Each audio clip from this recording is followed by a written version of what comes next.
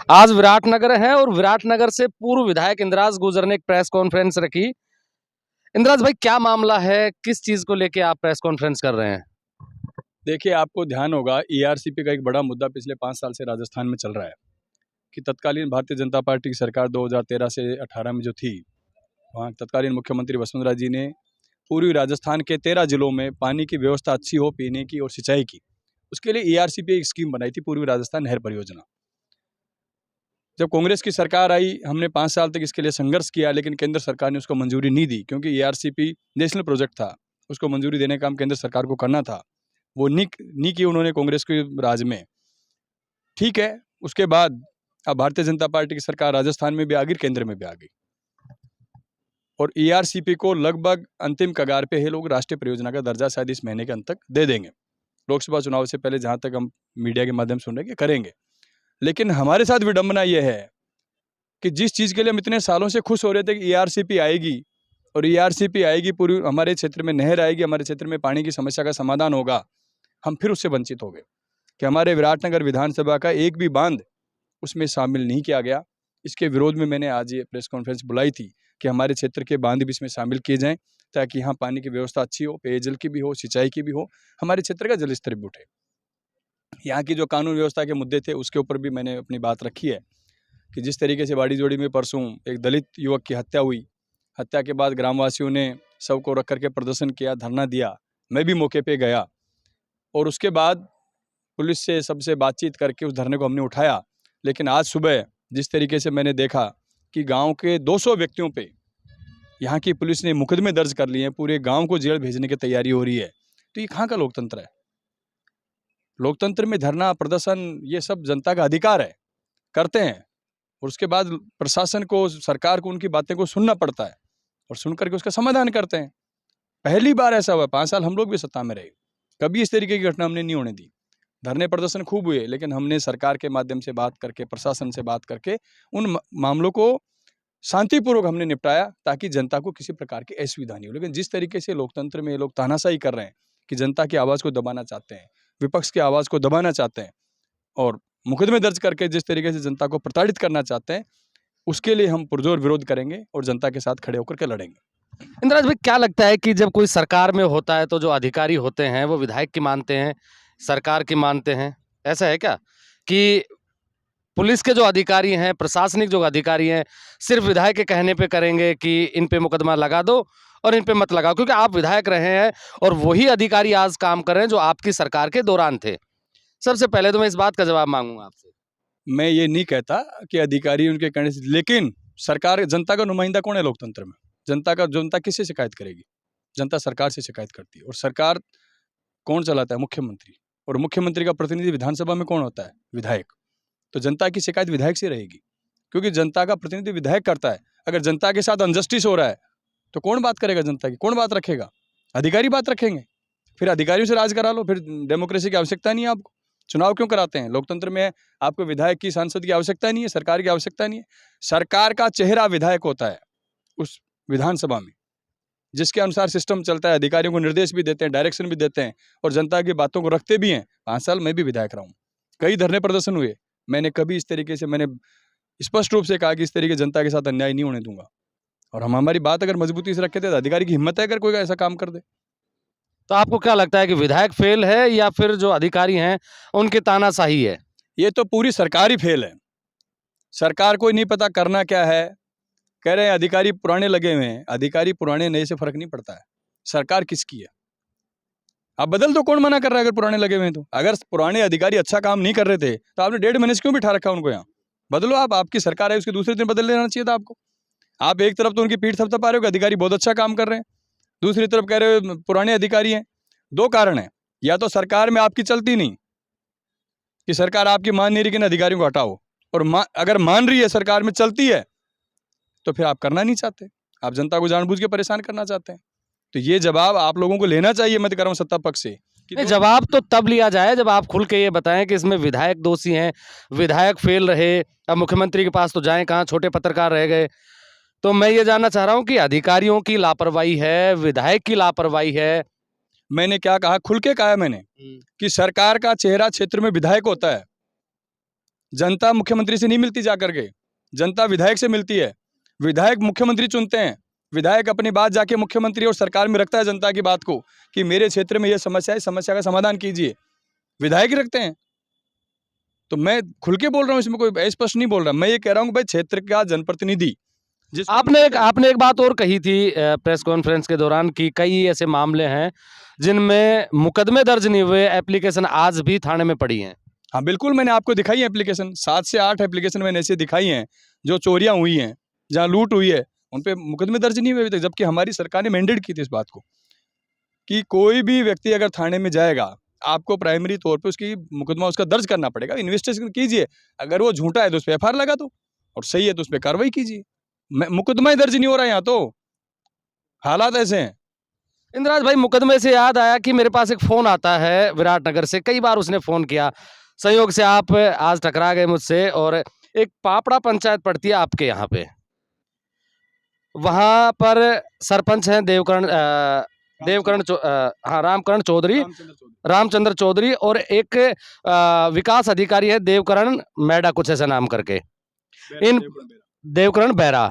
इन दोनों पर विराटनगर पंचायत समिति के विकास अधिकारी ने मुकदमा दर्ज करवाया था 31 अक्टूबर 2022 को। आज तक उन पर कोई कार्रवाई नहीं हुई। आप विधायक रहे थे और आप कह रहे हैं कि कानून व्यवस्था है, अगर विधायक चाहे तो क्या नहीं हो सकता। आज तक उन पर कार्रवाई क्यों नहीं हुई? अब तो चलो सरकार बदल गई, लेकिन पहले की बात बता दीजिए। मैं निश्चित रूप से कह सकता हूँ उनके खिलाफ एफआईआर दर्ज हुई है, ऐसा नहीं एफआईआर दर्ज नहीं हुई है। एफआईआर दर्ज होने के बाद इन्वेस्टिगेशन करने का काम राजस्थान पुलिस का है। पुलिस इन्वेस्टिगेशन करती है कि वो मामला गलत है, सही है। एफआईआर दर्ज हुई है उन दोनों के ऊपर, और आज भी मुकदमा चल रहा है, आज भी एफआईआर है, जांच चल रही है। करिए, दूध का दूध पानी का पानी, कौन मना कर रहा है? एफआईआर तो दर्ज हुई ना, हम तो ये नहीं कह रहे एफआईआर दर्ज नहीं हुई। एफआईआर दर्ज हुई है, अगर गबन है तो उसको साबित कीजिए। कौन मना कर रहा है इस बात के लिए? मना कौन कर रहा है? एफआईआर, मैंने ये नहीं कहा एफआईआर दर्ज नहीं हुई, एफआईआर दर्ज हुई है उसमें। नहीं, एफआईआर दर्ज हुई है, लेकिन कार्रवाई के नाम पे तो जीरो है। पहले वो लोग जो गांव के लोग हैं वो ये बता रहे थे कि पहले वो आप सरपंच जो थे वो आपके करीबी थे, आजकल उन्होंने पार्टी बदल ली। बड़े नेताओं से छोटे नेता सीख लेते, आजकल उन्होंने पार्टी बदल के जो वर्तमान विधायक है उनकी शरणम गच्छामी हो गए वो। ऐसा नहीं है, वो पहले भी उन्हीं के कार्यकर्ता थे, आज भी उन्हीं के कार्यकर्ता। मेरे कार्यकर्ता पहले मेरे पिछले चुनाव में भी साथ नहीं थे, इस चुनाव में भी साथ नहीं थे, ऐसा कुछ नहीं है। निश्चित रूप से उन पे मुकदमा दर्ज हुआ, मुकदमे की कार्रवाई चल रही है, तब तक चुनाव आ गए। बीच में कोई हाई कोर्ट का मामला आ गया था उनके, हाई कोर्ट से कुछ वो रिलीफ ले आए थे, इस वजह से उनका मामला अटका था। और अब 1.5 महीने से सरकार है, मैं तो कह रहा हूँ करो, कौन मना कर रहा है इनको? खूब करो, कार्रवाई करो। अगर मैंने गलत किया तो मेरे खिलाफ भी करो, कौन मना कर रहा है? चलिए अब एक बात कर लेते हैं कि नए नेता प्रतिपक्ष मिले हैं अलवर जिले से, टीकाराम जूली, पहले कैबिनेट मंत्री थे। लोग कयास ये लगा रहे हैं कि ना वो सचिन पायलट गुट के रहे हैं और ना वो अशोक गहलोत गुट के हैं। एक नया ही थर्ड फ्रंट उभर के आया राजस्थान में कांग्रेस पार्टी में, भंवर जितेंद्र सिंह के रूप में, और उन्होंने अपना वीटो पावर का इस्तेमाल करके टीकाराम जूली को नेता प्रतिपक्ष बनवाया। कितना सहमत है आप इस बात से? नहीं, टीकाराम जूली जी अच्छे नेता हैं, तीसरी बार के विधायक हैं, मंत्री भी रहे राजस्थान सरकार में। मैं भी उनके साथ विधायक रहा। अच्छे वर्कर हैं, अच्छे वक्ता हैं, अच्छा नॉलेज भी रखते हैं, सब्जेक्ट पे कमांड भी रखते हैं। जिस तरीके से विधानसभा में क्वेश्चन का आंसर देते थे, मैं उनको देखता था कई बार। अच्छे वक्ता हैं। कहीं कोई ये सिर्फ मीडिया की बनावट है, कौन पावर सेंटर, कौन, कांग्रेस पार्टी एक है, एक होकर के कांग्रेस पार्टी ने चुनाव लड़ा, और हमारा गुट एक ही है, राहुल गांधी जी का, खड़गे जी का एक ही गुट है, जिसके नीचे हम सब लोग काम करते हैं। जूली जी भी उसमें काम करते हैं, जितेंद्र सिंह जी भी उसमें काम करते हैं, सचिन पायलट जी भी उसमें काम करते हैं, अशोक गहलोत जी भी उसमें काम करते हैं, हम सब लोग उसी में काम करते हैं। तो कहीं कोई गुटबाजी का कोई मामला ही नहीं है किसी प्रकार से। अब लोकसभा के चुनाव आ गए, विधानसभा के तो जाते रहे। लोकसभा में क्या उम्मीदें हैं? कांग्रेस पार्टी 25 में से कितनी जीत पाएगी? क्योंकि 14 और 19 के चुनाव को देखें तो 0-0 सीटें मिली है कांग्रेस को। नहीं, निश्चित रूप से इस 1.5 महीने के कार्यकाल को अगर भारतीय जनता पार्टी की सरकार को देख लें, और हमारी पार्टी ने विधानसभा में भी अच्छा परफॉर्मेंस किया है, 70 सीटें हम जीत के आए हैं, और उसके बाद जिस तरीके से हिंदुस्तान के इतिहास में पहली बार हुआ चलते चुनाव में किसी व्यक्ति को मंत्री बनाया हो, उस मंत्री को जनता ने 10 दिन में हरा दिया। तो कहीं ना कहीं जनता इस बात को वापस याद कर रही है, कांग्रेस के कार्यकाल में अच्छा काम हुआ, बेहतर काम हुआ, और निश्चित रूप से लोकसभा में अच्छा प्रदर्शन हम लोग करेंगे।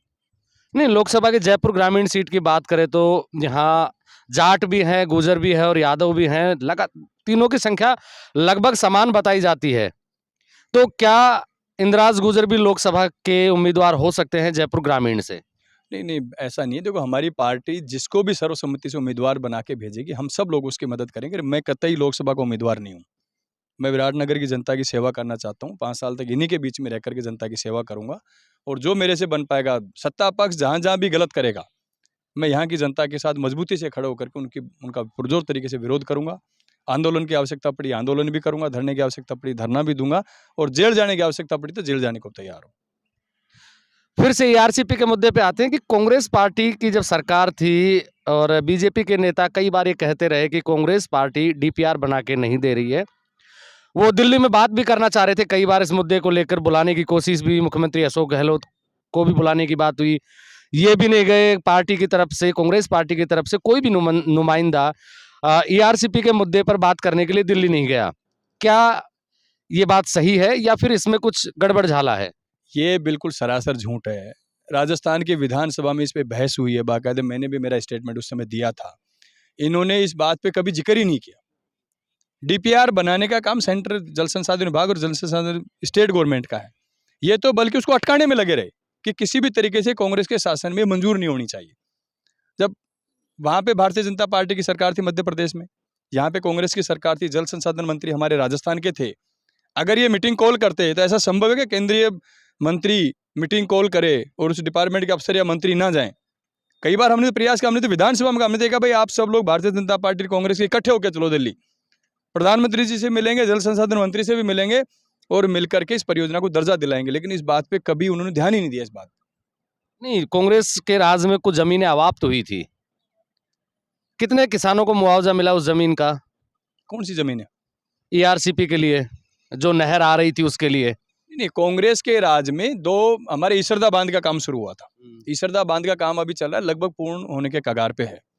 वही हुआ था। उसके बाद तो लास्ट इसमें 13,800 करोड़ रुपए भी दोबारा मंजूर किए थे। उसके बाद हमारी सरकार चली गई।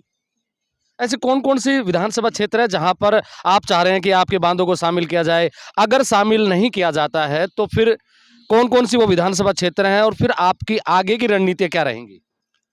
देखिए, मैं मेरी विधानसभा क्षेत्र विराटनगर की बात कर रहा हूँ कि विराटनगर को इसमें शामिल नहीं किया, एक भी बांध नहीं है। हमसे सटा हुआ कोटपुतली है, कोटपुतले में बुचारा और बनाड़ी बांध, जिसका फायदा विराटनगर विधानसभा को मिलता है इन बांधों के भरने से। पूरे पानी की स्थितियाँ ठीक होती है, जल स्तर बढ़ता है। शाहपुरा को भी शामिल नहीं किया, बानसूर भी नहीं है, बहरोड भी नहीं है, ये आसपास की विधानसभा कोई शामिल नहीं है इसमें।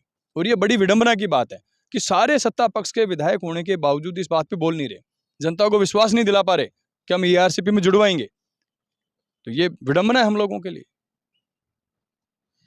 ये है पूर्व विधायक इंद्राज गुर्जर, जो विराटनगर से विधायक रहे हैं और कुछ ही दिन हुए हैं कि पूर्व विधायक हो गए। आप मेरे साथ देख रहे हैं ब्लैक एंड व्हाइट सच। मैं महेंद्र यादव। जय हिंद, जय भारत।